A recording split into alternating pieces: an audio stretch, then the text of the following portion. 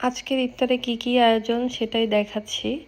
এটা হচ্ছে নরম খিচুড়ি, আর সাথে করেছি ডিম ভাজি আর নাগেটস, সাথে একটু ফ্রুটস, ছোলা, আর হচ্ছে জিলাপি, যদিও আমি জিলাপি খুব একটা লাইক করি না।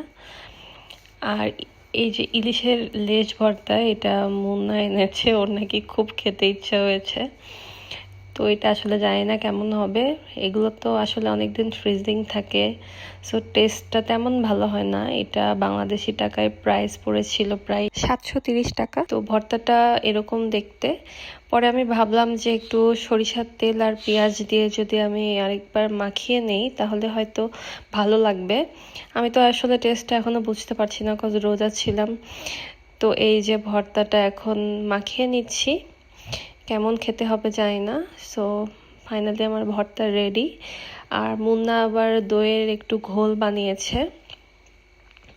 আমরা আসলে ইফতারে জুস না খেয়ে এই ঘোলটা খেতে বেশি পছন্দ করি। তারপরে এই যে আমরা বসে গিয়েছি ইফতার নিয়ে।